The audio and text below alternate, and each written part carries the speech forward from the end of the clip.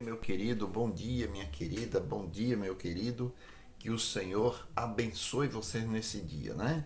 Todos vocês recebam uma bênção especial. Quero mandar um abraço para o meu amigo José Oliveiros, né? José Oliveiros aí da cidade de Arapiraca, Alagoas, aqui onde eu moro. Também quero mandar um abraço para o meu amigo Landes, lá de Maceió, a capital do estado que moro. Vamos começar a nossa meditação, mas antes quero que você pegue o seu dedinho e chega aqui no OK, aí vai lá e dá o seu like. Na hora que você der o seu like, você também vai lá, se você não é inscrito, se inscreve e sobe aqui em cima, um pouquinho aqui em cima do vídeo, ativa o sininho. E aí tá tudo beleza. Amém? As bênçãos vai rodar, meu irmão. Se você fizer isso, a bênção vai cair dobrada na tua vida. Amém? Glória a Deus. Vamos lá. Vamos continuar o nosso estudo. O nosso estudo de hoje vai ser ainda no capítulo 11 do Apocalipse. Nós vimos que, primeiro, no versículo 1, o santuário foi entregue aos gentios, né, por 42 meses, 1260 dias, ano. Os gentios aí refere-se a os romanos, ok?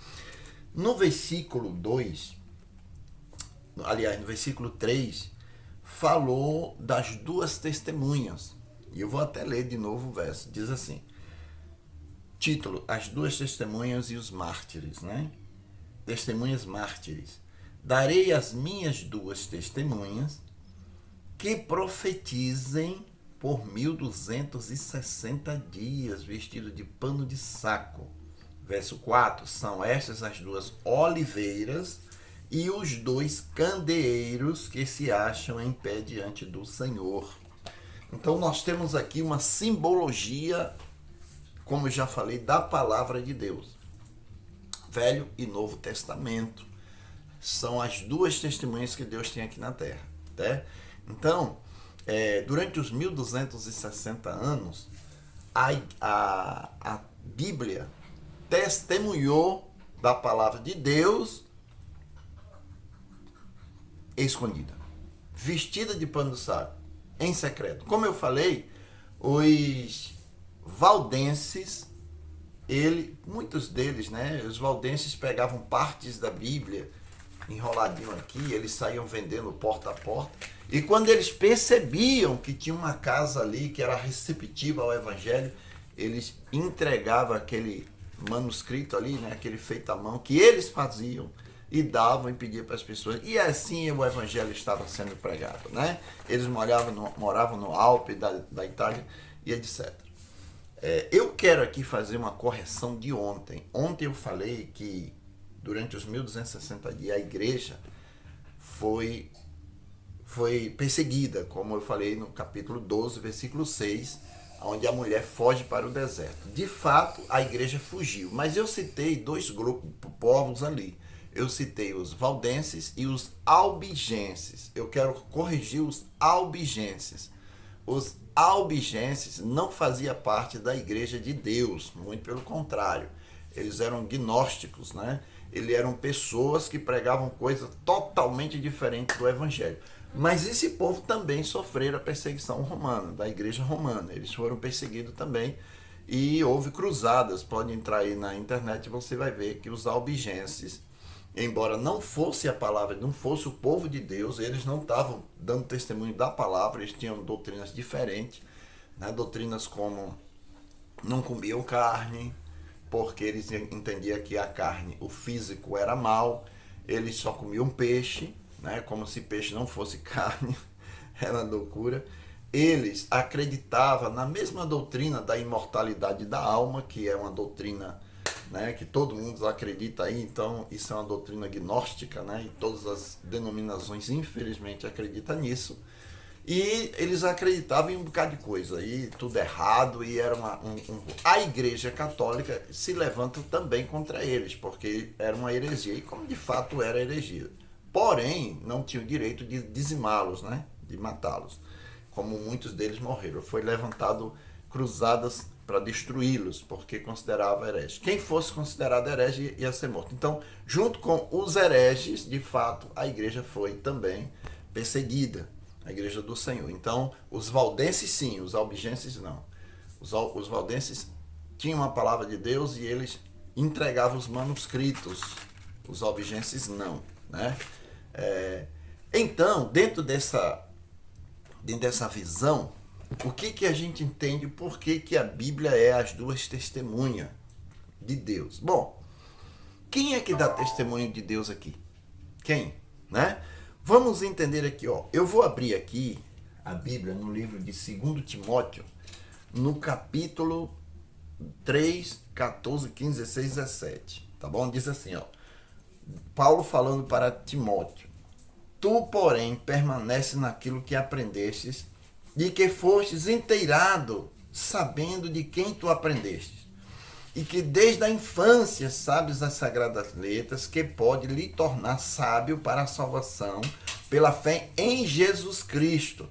Toda a escritura é inspirada por Deus, útil para o ensino, para a repreensão, para a educação, para a correção, a fim de que o homem de Deus seja perfeito e perfeitamente habilitado para toda boa obra. Então aqui está dizendo que a Bíblia serve para educar a gente espiritualmente. E que Paulo estava dando um conselho a Timóteo: Timóteo, permanece naquilo que você aprendeu desde quando você era pequeno, não muda nada, continua a mesma coisa. Não existe nenhuma variação, nem sombra de mudança, como diz Tito, né? Ou Tiago. Então, dentro dessa visão, nós entendemos ali que a palavra de Deus, ela é sim a testemunha, quem vai dar testemunho de Deus aqui na terra. Não temos, além desse verso aqui, que diz que a Escritura serve para nos conduzir, preparar espiritualmente, nos educar para toda boa obra, nós temos também aqui João, capítulo 14, o versículo 26 diz assim, olha: Mas o Consolador, o Espírito Santo, a quem o Pai enviará em meu nome, esse vos ensinará todas as coisas e vos fará lembrar de tudo o que vos tenho dito. Bom, eu pergunto a você, o que foi que Jesus ensinou para os discípulos? Que ele diz, ó, o Espírito Santo vai vir e vai fará vocês lembrar de tudo que eu disse. O que Jesus disse, gente? Simples e fácil. É só você olhar que em toda a Bíblia Jesus sempre deu testemunho da lei e dos profetas. A lei era a Torá e os profetas, os livros dos profetas. Então, tem uma parte na Bíblia que depois da sua morte, da morte de Jesus, quando ele ressuscita, né, os discípulos estavam meio desanimados ali, meio triste, né? Aí ele aparece para dois deles e ele diz o seguinte, veja só no versículo 27, aqui eu estou lendo Lucas, capítulo 24, versículo 27, diz assim, olha: E começando por Moisés, discorrendo por todos os profetas, expunha-lhe o que o seu respeito constava em toda a Escritura. Então, Jesus sempre deu testemunho da Bíblia, dos escritos dos profetas e dos livros de Moisés. Quando a gente fala Torá, a gente está falando dos livros mosaicos, ali os 5 livros. Então, porque existe essa diferença aí entre os livros de Moisés e os livros profetas, né? Dos profetas. Então, Jesus usava ali o Espírito Santo, faria lembrar os discípulos tudo o que eles ouviram de Jesus quanto à lei e os profetas. Bom, na continuação, ainda aqui no capítulo 15 de João, versículo 26 e o versículo 27, diz o seguinte assim, ó: Quando, porém, vier o Espírito, o Consolador, que eu vos enviarei da parte do Pai, o Espírito da verdade que procede, esse dará testemunho de mim. E vós também testemunhareis, porque estáis comigo desde o início. Então o Espírito Santo iria dar testemunho. Mas olha, gente, através de que o Espírito Santo iria dar testemunho? Das palavras de Jesus Cristo que foram ditas aos discípulos. E essas palavras, repito, foram ditas em cima da lei e dos profetas. É só você pegar o capítulo 5 de Mateus e você vai ver as instruções que Jesus deu ali para os apóstolos, né, no Monte das Oliveiras ali. Bom, aí Nós vamos agora diante, nós estamos diante aqui de um outro verso muito importante para a gente ver que as duas testemunhas não é nada mais, nada menos do que o Velho e o Novo Testamento, que dão testemunha de Jesus. O Salmo 119, ele tem algo muito importante aqui também para nos dizer, né? Olha aqui, Salmo 119, eu gosto de folhear a Bíblia, porque é muito interessante. Bom, lâmpada para os meus pés e a tua palavra e luz para os meus caminhos. Lembre-se que as duas testemunhas as duas oliveiras e os candeeiros. Oliveira, candeeiros, candeeiro, oliveira. Muito bem. Aí, eu até imagino que ele usa a expressão das duas, do monte da oliveira, né? Porque a Bíblia não deixa muito claro, mas parece que um dos montes que Jesus muito gostava de subir para pregar ali, dar testemunho, era justamente o Monte das Oliveiras. Contudo, o Monte da Oliveira é muito importante, né? A Cidade Santa vai descer ali. Bom, mas isso aí é só uma especulação. Porém, o Monte da Oliveira, aliás, a oliveira e o candeeiro são as duas testemunhas, apresentando o Velho e o Novo Testamento. Bom, agora nós vamos para um texto aqui muito importante, que está no livro de Pedro. Um verso muito importante que está no livro de Pedro, que diz assim: tu, porém, permanece... Perdão, eu estou em coisa. Não é Pedro aqui, né? Pedro está cá. Vamos lá para Pedro. Não era ali, não. Vamos lá. O apóstolo Pedro, ele diz assim, veja. Segundo Pedro, capítulo 1, versículo... Segundo Pedro, capítulo 1, versículo 21, diz assim, ó. Porque nunca jamais qualquer profecia foi dada por vontade humana. Entretanto, homens santos falaram da parte de Deus, movido pelo Espírito Santo. Então, as Escrituras é o que? É a inspiração de Deus. E o Espírito Santo é quem faz isso. Esse é o Deus Espírito Santo, que faz esse trabalho de fazer esse tipo de inspiração. Ele inspirou os profetas, e os profetas escreveram todas as informações que nós precisamos para testemunhar para Jesus. Então, eu sou uma testemunha porque testemunho da Bíblia, que testemunha de Jesus. Isso é muito importante. Agora, eu quero finalizar com o livro de João, né? Primeiro João, aliás, João, não primeiro João.